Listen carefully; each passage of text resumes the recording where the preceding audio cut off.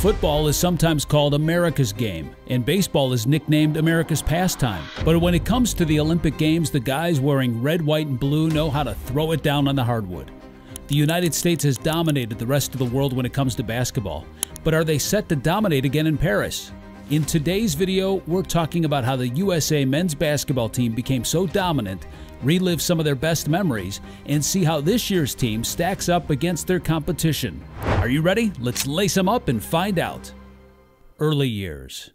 Most of the time when a team is just getting started, it might take them a while to become successful, and this could be true for college, pro, or Olympic teams. But the early United States basketball team participated in the first global competition in the 1936 Olympic Games in Berlin, Germany, and was an instant success. The team went 5-0, including wins over Mexico and Canada in the medal rounds to snag the gold. And from there, the team would roll through several more Olympic Games as the unquestioned powerhouse of the sport.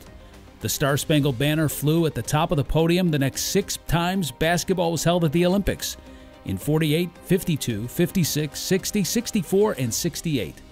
In that time, the team never lost a single game in any of those Olympics, and they were also led by some of the greatest players the sport has ever seen, including Bill Russell, Oscar Robertson, Jerry West, and Jerry Lucas. Robertson, West, and Lucas formed the core of the 1960 team that won gold in Rome, which was considered the most powerful Olympic basketball team in history at the time. But for as powerful as the 1960 team was, things weren't always fun.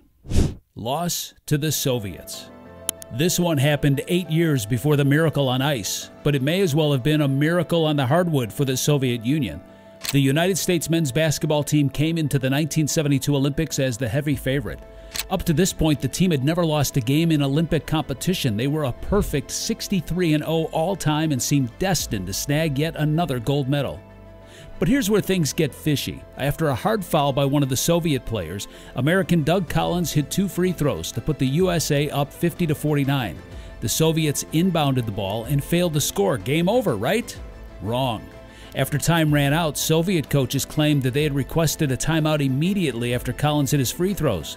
The referees reset the clock to 3 seconds, and the teams replayed the ending again. The Soviets failed to score again. This time, they failed to even inbound the ball.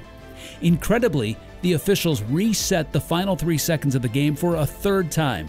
On this play, Soviet player Alexander Belov and U.S. players Kevin Joyce and Jim Forbes all went up to try to come down with an inbounds pass from Ivan Tedesco. This time, Belov caught the pass and laid the ball up and in. The Soviet Union defeated the United States 51-50 and won the gold medal at the 1972 Olympics. As you could imagine, the United States players were furious. They were so mad that every single team member refused to accept their silver medals. One of the players even went as far as to deny his descendants his medal even after he's gone. He's so angry over the loss to the Soviets that his ancestors felt it.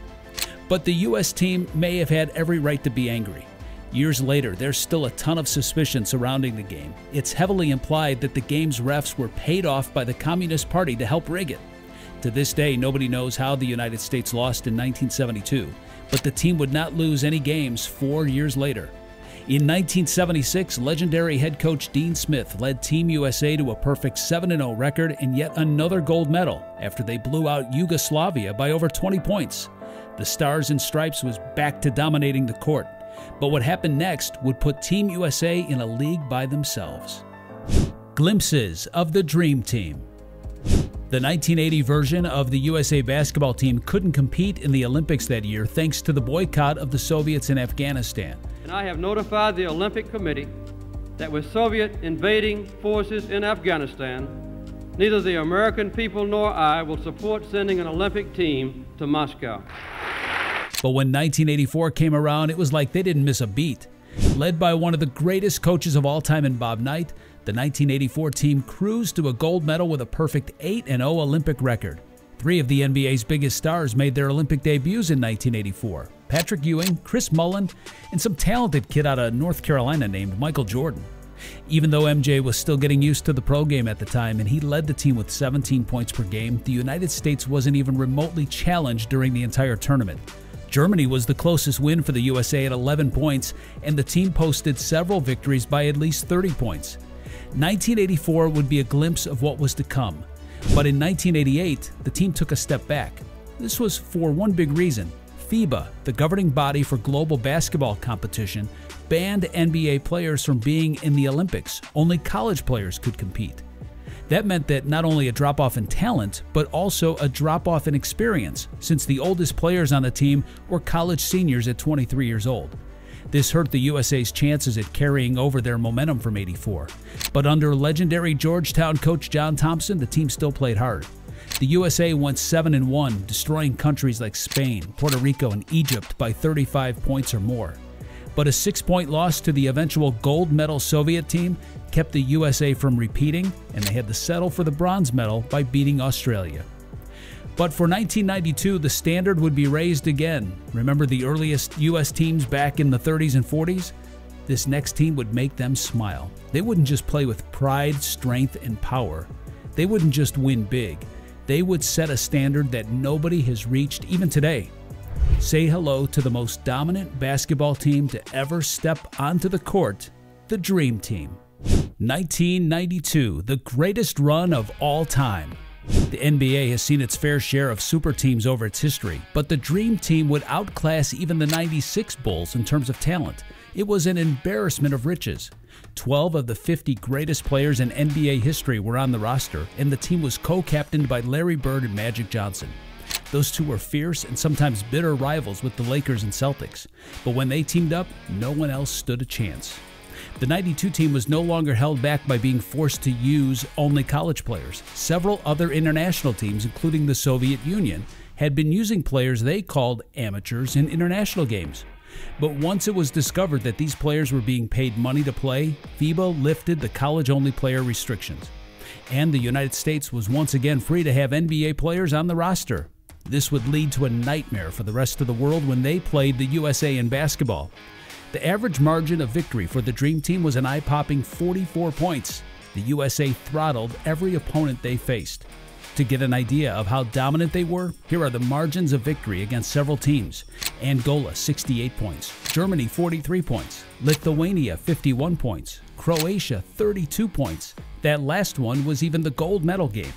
The '92 team is regarded by many people as one of the greatest teams ever assembled, not just in basketball, but in all of sports history. The teams that would follow the Dream Team wouldn't quite match 1992, but they would still be extremely impressive. 2008, the Redeem Team. Let's face it, nobody will ever touch the legacy of the 1992 team. They're in a class all by themselves. But that team came out of the scene 16 years later and was pretty solid, especially for what happened before they arrived. Following disappointing finishes in the 2002 and 2004 Olympics, as well as the 2006 World Championship, NBA GM Jerry Colangelo began building the team that would bring the USA back to the top of the basketball world. Once the 2008 Olympics got underway, the USA showed the dominance that had made the 1992 team nearly invincible. They defeated China, Angola, Greece, Spain, and Germany all by an average of 32 points. They also earned their revenge against Argentina, the Argentinian team that had beaten the U.S. in Athens in 2004 and forced them to settle for the bronze medal. In the gold medal game against Spain, D. Wade went off. The Miami legend scored 27 points, and the Redeem Team won the first gold medal for USA basketball in 8 long years. They followed that up with a surprising win in the 2010 World Championship. Many star players were out of that competition for all sorts of reasons, but the so-called B Team kept things rolling along as Kevin Durant led the way to a world title. In the 2012 Olympics, the team sacrificed size for speed and shooting. Some doubted that the team would be as dominant as the 2008 team, but they still managed to roll to the gold medal game where they faced Spain in a rematch from the 2008 Olympics. In a classic battle of size versus speed, the USA and Spain battled up until the final 2 minutes of the game before the US pulled ahead for good to win by 7 points. This was one of the rare times the United States has seriously been challenged in basketball, and they still came home with yet another gold medal. Not only that, but this version of the USA basketball team became the first team from anywhere in the world to win 4 straight Olympic or World Championship titles. This dominance continued with another pair of gold medal victories in the Olympics in 2016 as well as 2020. Now the question is, can they do it again this year in Paris? Let's take a look at who's wearing the stars and stripes this time around. 2024 gold medal number 17, The United States men's basketball team has been incredibly successful ever since they first stepped onto the hardwood nearly 90 years ago. Over the course of time, they've won gold medals in world titles in every possible way. They can beat teams with fast, athletic lineups, they can get the job done by playing bully ball with bigs, or they can win with a mix of the two. What kind of team is repping the USA in 2024? Let's take a look. USA basketball director and former NBA player Grant Hill and legendary coach Steve Kerr wanted to build an experienced team. The 2023 team that competed in the FIBA World Cup was talented but extremely young and finished in 4th place. After that disappointing finish, Kerr and Hill went to work putting their roster together, and on paper, it's absolutely loaded. The 2024 United States team is the first team to feature 4 NBA MVPs in Steph Curry, LeBron James, Joel Embiid, and Kevin Durant. 7 of the players on the roster also have previous Olympic experience, which should come in handy. However, experience could also possibly work against Team USA. The 2024 team will be the oldest basketball team in national history, with an average age of 30 years old. But overall, the U.S. team has as good a chance as any to win a record 17th gold medal with this current roster. And a big reason why is because they addressed their size issues by persuading Joel Embiid to join the team. Embiid had a choice between at least 3 teams when choosing which country to represent in the Olympics: his native Cameroon, France, or the USA. Embiid chose to play for the United States because of his son being born here in 2020. This led to some jealousy and bitterness among French basketball fans who were for sure Embiid would choose to play across the pond. Boston's Derek White was chosen over Kawhi Leonard due to Leonard's injury issues. White also has a unique chance to win both an NBA championship and an Olympic gold medal in the same year. The Celtics won their first NBA title since 2008. One could argue that this team is the most prepared team and deepest team the country has ever had.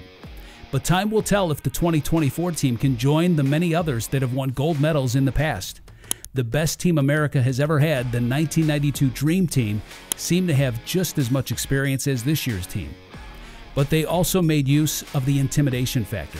Many of the players on opposing teams in 1992 were in awe just to be playing on the same floor as MJ, Magic, and Larry. Even though this year's team is loaded with superstars, the other countries aren't likely to be intimidated or scared of the U.S. team. The rest of the world knows how good this team is and will give Team USA their best shot. But if this team, coached by Steve Kerr, can live up to their potential, there's no reason they can't bring home yet another gold medal. The sky's the limit. What do you think? Will Team USA bring home another gold medal as the world's best basketball team, or will another country pull the upset and end the run of decades-long dominance? Let us know in the comments below.